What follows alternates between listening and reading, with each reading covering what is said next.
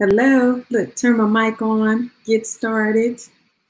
Hope you guys are doing well. If you're in Texas with this warm weather, that is so invigorating for me to have warm weather. I don't know if you guys know, but like cold weather is my kryptonite. Look at me stretching. I got a new chair for those of you who may not know. I had a little mishap with the chair last spring. Gosh, this is already winter, but that's a joke for another day. So I'm glad you guys are joining in. YouTube again tonight, LinkedIn and Facebook. A couple of pages on my Facebook channels are up and running. So tonight is the second installment for my gift this month, December, when the holidays, you don't feel so great for the holidays. They don't feel magical. And part of this entire gift are live discussions like this one. I have some downloads, free downloads that are available where I really talk in detail about the concepts that I go into a little bit on the live discussions. I have a playlist on YouTube, which has been good. I've been adding to it based on you all giving me information. And then you also have the playlist, you have the downloads, these discussions, and then my personal blogs. That's the other thing, the personal blogs. So if you get time, definitely check those out. I know that you all are downloading those because I can see where people are finding interest in that. So I appreciate that. I hope you find it as useful as I have. Part of this gift is I'm receiving as well the gift. So right at 7 o'clock, we will get started on tonight, your response.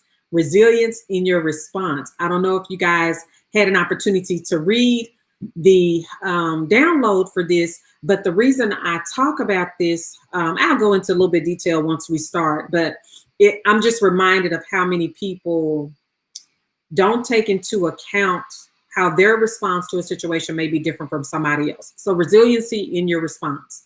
So if you haven't already, make sure that you look at the playlist that I have on YouTube. It's under my name, Dr. Stacia Alexander. And while you're there, if you would subscribe to the channel, I do have a goal of increasing my subscriptions to the channel. And you may ask, why do I need to subscribe to your channel? Well, when you subscribe, you get a notification when I load something new up, but you also are showing support for my channel and the work that I do. And if you're new here and you're not familiar with the work that I do, I'm a licensed professional counselor. Somebody asked me today, I felt like she was probably my age, maybe a little bit older, but it was a first question, first consult or what have you for counseling services. And she's like, well, how long have you been doing this? And I was able to tell her accurately, 1998 was when I was professionally licensed. So that's 22 years, if I think I'm counting correctly. Is that right?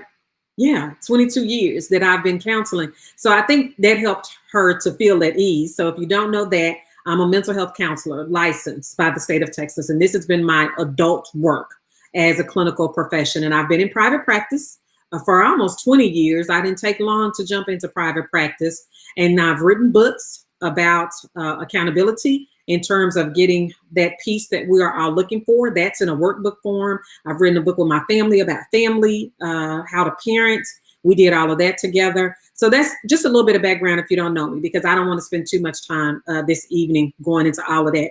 But this particular series was based on exchanges that I've had not only with my clients, because I do still schedule appointments. You have to be in Dallas, not in Dallas. You have to be in Texas if you want to work with me. But after talking to some people, clients, friends, family members, I realized that we were struggling going into the holidays, primarily because we have the COVID, primarily because we're coming off a really difficult election season, and then the financial crisis that we're all in. So I figured this was a good topic for this year more than ever. Thank you guys for joining me. Hello, Trisha. Hello, Felicia. I appreciate you joining. If you can just let me know where you are coming from. I do want to clarify something. Like last week, I was talking to people from the chat, and my daughter asked me, who were you talking to? Because I didn't see anybody else commenting. Well, the good thing is I'm streaming from Restream. So it's actually going to 4 to 5 platforms all at once. So you may be commenting on one platform and you can't see anybody else. So I appreciate you guys joining in from LinkedIn and YouTube. This is great. So tonight we're talking about resiliency. So let me tell you why I started with resiliency this week. Last week, you can catch that one. There was 5 keys to creative coping. You can catch that one in replay. And then tonight I wanted to jump to resiliency. And the reason I chose this topic was because we're all picking up on the energy of other people. And sometimes we get caught up in, well, why is she doing better than me? Or why is that person not responding to this situation like I am? We all have what we call a resiliency factor. And your resiliency factor is special to you. Let me give you an example. Like 2 siblings who grew up in the same household. There was trauma. They had difficulty. They weren't the best of circumstances that they were raised in. Those two siblings would still have a different response to that situation, meaning their outcomes may be differently based on the filter that they use. You know, we're in Snapchat and TikTok. I'm learning. I'm going to get better with TikTok. I'm a little behind, but you can change that filter and that picture will look differently, right? Your perspective on that changes. That's what happens when we go through situations. My perspective may be totally different from your perspective, even though you're a counselor who's been practicing for 22 years and has a, strong and robust practice like I do. You still may be responding to the pandemic differently than I respond. The good thing about it, and I think this is where we really need to embrace more, is that no one person is right or wrong. If I respond drastically negative and you respond very well, I'm not wrong because I'm negative. That's my response. So what I want to share with you tonight is really how to, shift your response so that it is not as burdensome to you. It's not as overwhelming and it doesn't take you far down. Your recovery period is not as difficult, if you will. So hopefully some of these will be helpful. If you please comment, let me know, because I'm going to go down. I will put them onto the screen so you can see them, but just let me know what you're thinking. I see Tricia has said we all have a resiliency factor. She reiterating what I said, because that's important that we know that. I don't think enough people study that. That's why I'm bringing it up. But I know, let me tell you this personally, the way that I figured it out as well. Of course, I'm reading about it, but I always like to bring stuff from the classroom to the community, right? And someone asked me, had I had a certain experience as a child? And I said, yes. And she said, well, how did you deal with it? And I told her, I said, I just dealt with it. And she said, well, why can't I just deal with it? And I wasn't really paying attention to what she was saying because it was a social gathering. But my response, because my response to the situation was far different from hers, it burdened her. My response, because I didn't seem to be as weighed down by the experience, it burdened her. And it wasn't until reflection that I realized I could have handled that differently had I been more in tune to how serious of a turn the conversation took, because it was out of the blue. I just wasn't in that zone at that period. And if any of you know, when I'm not in my counselor seat, I can be goofy. I am goofy. I am silly. I fall a lot. I joke around a lot. I just really enjoy life, if you will. And hey, I was just in that moment. I wasn't in clinical mode. So that was one of the personal times that I really realized that it's not what happens to you as much as your response to what happens to you that impacts your healing journey. And that's what we're going to talk about this evening. Okay, so let's get started. I want to go with the first one. And all of these are based on the word resilience. So remember that. And if you want this in writing, you can download it. You'll go to my website. There's a whole link for the December series. And then you can also go on my social media pages. There's links to the same thing. It's all in written form. And it's easy for you to access, especially for you to share with other people. That's what I really hope is happening, that you're sharing with other people as a gift to them as well. So the first one for the R in resiliency is resist. Just resist the urge to focus on the negative.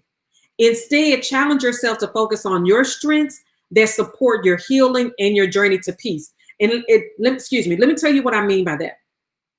When you have an experience happen to you, it is human nature to look at the negative things. Just like when you go into a room and there's 100 people in that room, 99 people like you, but one person does not care for you. We tend as humans to focus on that one person that does not like us.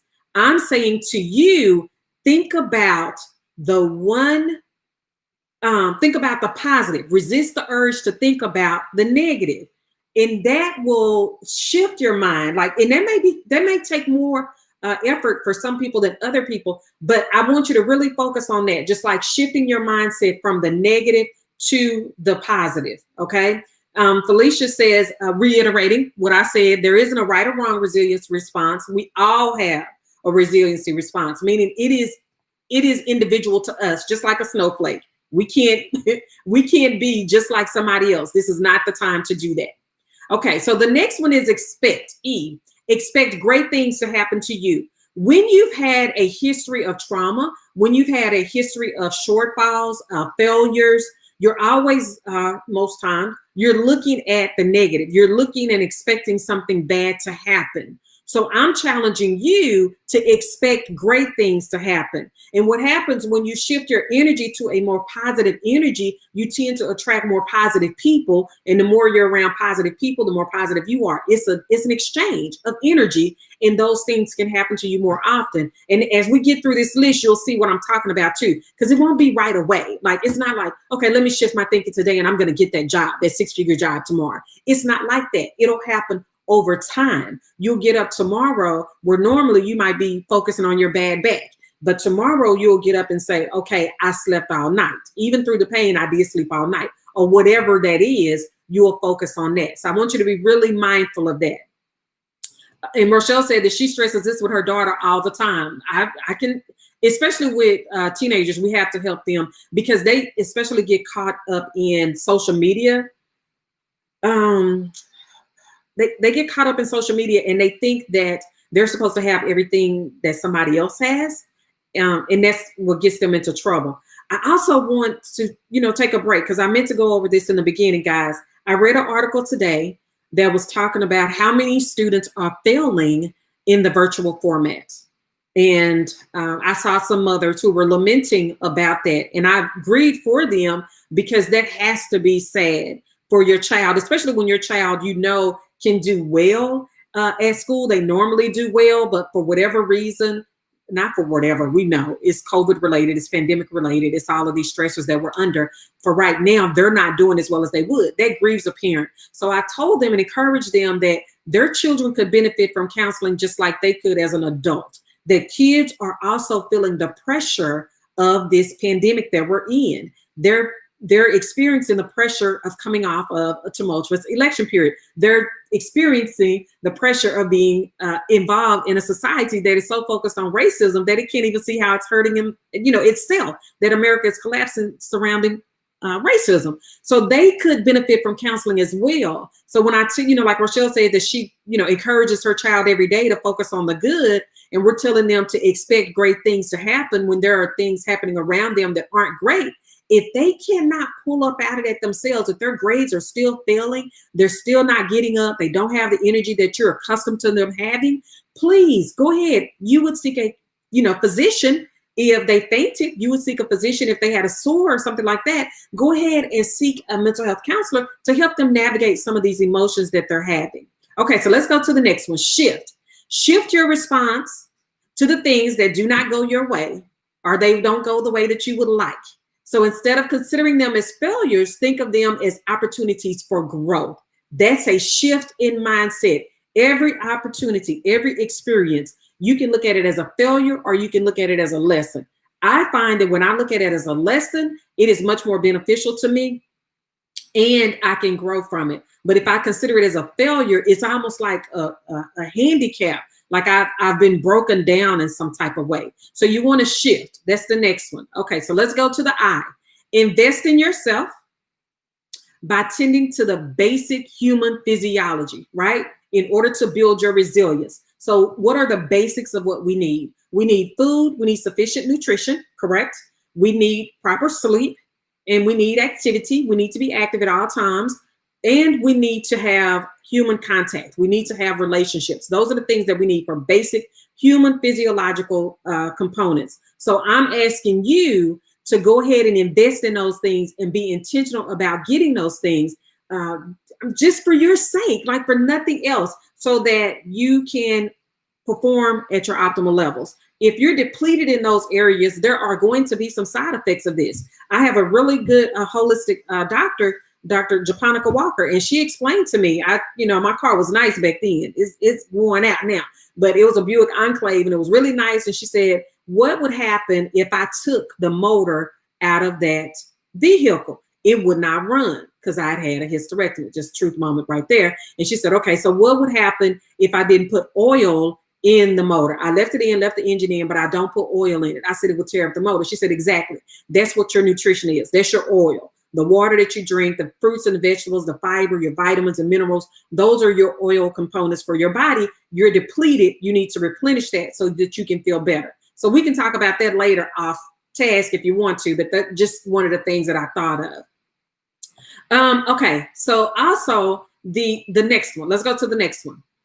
L, look at the people who are supportive of you and invested in your wholeness. That is important because you will have a positive transfer of energy with those people who are supportive of you. You can have people around you who aren't necessarily supportive of you. And you know what'll happen? It'll be hard to regulate that energy. You'll always walk away feeling either self-conscious. You'll doubt if you're in the right place. You'll wonder why you feel off with that person. And the interesting thing is they may not even realize that they're not supportive of you, but check the exchange of energy. That is what will show you what is actually happening between you and that other person. Don't ignore that. Like, you need to trust your instinct. And communication is important. Let me say that communication is important, verbal communication. So don't ignore those things. Like, we'll go on and on and on and say, I don't know why I'm always getting into it with her. No, you need to go ahead and have that conversation with her, prayerfully. Hopefully it'll be in a Christ-like mindset. It will be in a friendly mindset with a focus on solution and not chaos. Because, some people are focused on chaos, but you definitely want to look at the people who support you and being around them to get that positive transmission of energy. That's going to be important because you're looking at your response to situations. How resilient are you? Let's say you had a difficult sale today. You're in sales and you had a difficult sale and you get on the phone with your girlfriend and she says, oh, you know what? It'll be okay. We have 5 more days this week. We got Tuesday through Saturday for you to recover. That is positive energy. Instead, if you get on the phone with her and she says, you know what, you need to quit that job. I keep telling you, you need to quit that job. You're always coming home complaining about that. That's negative energy. That is going to weigh down on your resiliency factor. It's going to change how you react to your situation. I hope this is making sense because I know I'm talking fast. My girlfriend says I talk fast, but I just want to respect you guys' time. So Angela says that is a good exchange of energy. You need that for your resiliency factor, and you need to be mindful of that in your relationships. And then Felicia gave us another comment.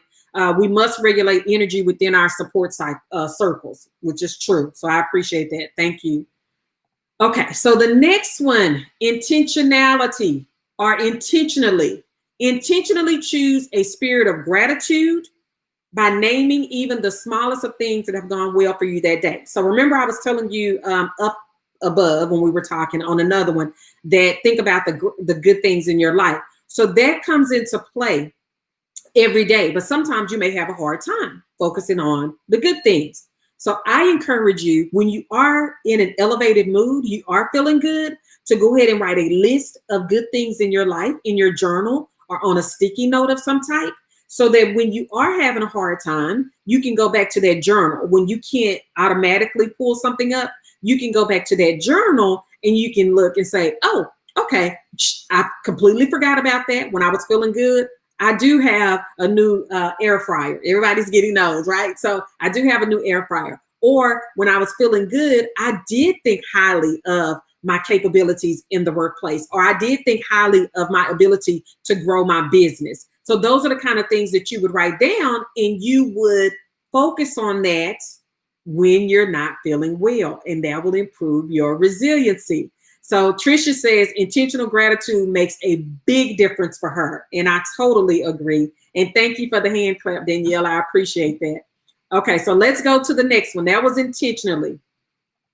And here is E, encourage yourself daily. If you don't do it, who will? Encourage yourself daily to choose peace and to choose wellness.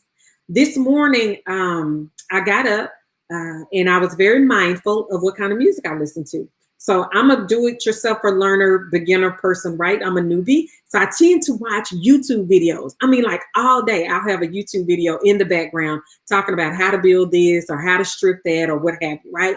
But today I was very mindful to listen to some calming music, which really helped my day. Like when I got to the office and started working on some things, I realized, oh, I'm not as distracted.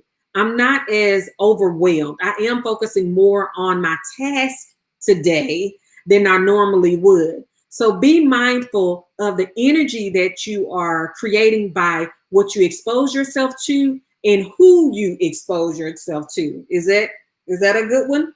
Okay, so Linda said that's a hard one. She said that's a hard one for her. And then Trisha said that was a good one. She said she encourages herself daily. And Linda, I appreciate you tuning in from LinkedIn. Thank you. Okay, so let's go to the next one. I definitely like this one, so I'm gonna see what you guys think. Navigate your challenges from the mindset of a problem solver. So here's what this means. Navigate your mindset to being a problem solver away from a complainer. And you guys have seen these challenges. Go a week without complaining. Go a day without complaining. That releases negative energy when you complain. Right before I was coming on for the live today, I was in a group and somebody posted a picture of someone's yard, right? She posted a picture of someone's yard and she said, what do you guys think of this? I just can't. And I responded, it is what's for her is for her. It's not my place to criticize her on what she wants to do with her yard. And it certainly is not my place to post a yard of her pictures, post a picture of her yard and then ask for other people's opinion on that. Like to me, that is an overall, like you're just asking for negativity. That's just breeding negative energy. And I do not understand why people do that. And then Patrick, so clarify for me, you said, is that selfish? I'm trying to figure out what you're saying. Is that selfish? Let's see. And then Danielle said her problem is she feels like she has to complain first and then solve the problem. So watch this. Complaining is not about solving problems. Now, if you have to vent, that's one thing. If you have to identify the situation, that's another thing. A complaint would be no interest in looking for a solution, no interest in working out the positive side of it. Complainers just go on, go on, go on. They come into work, they start out complaining. They leave work, they start out complaining. It's just a constant negative energy, if you will. All right. And then someone said, let's see, she's joined an empowerment group. And since July, they've been doing walking challenges. Okay, that's good. And that's about, I guess she's saying she's setting herself for today. Get it? Setting herself for the day. I get it. All righty, so let's go to the next one. Create boundaries. This is really important. Create boundaries that support your walk in life and do not compromise what you need to be at peace. You need to be really careful at that. So you'll say that I have this boundary of, let's say I don't want to be around people that complain. If they start complaining, I'm either going to switch the subject or I'm going to switch off, whichever one. That's a boundary for yourself so that you can have the peace that you need. And you may run into people who aren't comfortable with that. They may get upset with you for establishing that boundary. So you have to be mindful of where they are in their walk and even share with them why you're doing what you're doing. Remember that scene with Tina Turner and her friend when she showed her how she controlled the energy in her body and in her household? She was sharing it with her in order to alleviate that stress that she was feeling, but also to tell her, I'm not going to do this anymore. This is not how I live my life, right? So like when I invite people to my garden, come on, let's sit down, let's talk, let's, pull some greens or what have you. But I'm not going to spend a lot of energy talking about other stuff. It just has no bearing on my life. I just can't do it. So think about that, okay? And then this last one, Examine your relationship with yourself to ensure that you think highly of yourself as a baseline every day. Expect others to think highly of you and to treat you with honor and respect. In other words, you gotta think about yourself first. You got to think about yourself. You have to talk yourself up. If you walk away from a situation and you feel like you bombed it, I mean, you just like, man, I just messed that up. But girl, you got it next time, right? Instead of you bombed it, you're trash, you'll never get it right, you'll never be what you want to be. You see the difference in that? Because if you keep beating down on yourself, very few people will step in and defend you in front of yourself. Counselors do that, like I do that on the regular, right? But very few people will step in and defend you in front of you. They figure you should know yourself better than anyone and you should be your best cheerleader. Think about that. Okay? Think about that. Okay, so let's go to some of the comments because that was the last one. I want to see what questions you guys have. And I'm enlarge my screen because these comments are small. Oh, okay, so Rochelle says she's definitely working on that in this season, and she's got a couple of folks she needs to reestablish those boundaries with. Yes, yes, yes. And examination does have to be a lifestyle. I agree with you, Danielle. Examination has to be a lifestyle, meaning you're looking at your life constantly, and it's not like you don't want to be neurotic about it. You want to do it just like you would getting ready for the week. Let's do it like that. Let's give that example. Some of us get ready for the week on Sundays. That's pretty old school, but you get ready for the week. You figure out what you're going to wear, your food, those things, your schedule for the week. And so you can even say, okay, how am I feeling going into this week? Do I feel pretty good about everything that happened last week? Do I need to shift some things for this next week? Am I feeling up? Am I feeling a little ragged? Am I tired? Is my nutrition good? Am I drinking enough water? Like I was very mindful this Monday morning, getting up, drinking my spinach smoothie, putting a vegetable in my lunch, coming home, eating a vegetable and drinking water all day because I felt sluggish from Thanksgiving, eating leftovers and a couple of sweets. I had just gotten out of the routine of having the salads and smoothies every day. So I was feeling really sluggish and it caught up with me over the weekend. So this morning I got up and was very intentional about it. I needed to examine what I was going to do for the week. So if you're examining yourself to ad nauseum and it's causing you to feel less than good about yourself, then let's back up and come up with another routine for self-examination. But remember, the examination is so that you can think highly of yourself, right? Because you want other people to do the same as well. Okay. And very few people are going to run interference for you. Very few people are going to run interference on you for you. They're not going to get involved in it. They're not going to get in your head and argue with you about how you feel about yourself. Okay. All righty. So thank you guys for tuning in. I appreciate it. December is moving along. This is December 7th, and I will be back next week.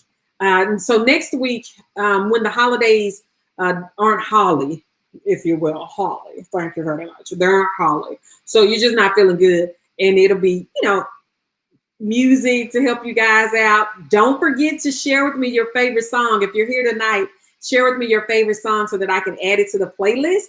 And I even went through and broke the playlist up last week for gospel music, R&B, smooth music, if you will. Smooth. I couldn't come up with another definition, but I put smooth music. So if you guys can, put in your music for this week, I'll add it. And I appreciate your comments. Thank you for joining in. This will always be available in playback, and you can share it on your page. I appreciate that too, your support. You guys have been great. Have a good evening. Thank you. Bye-bye. Ending.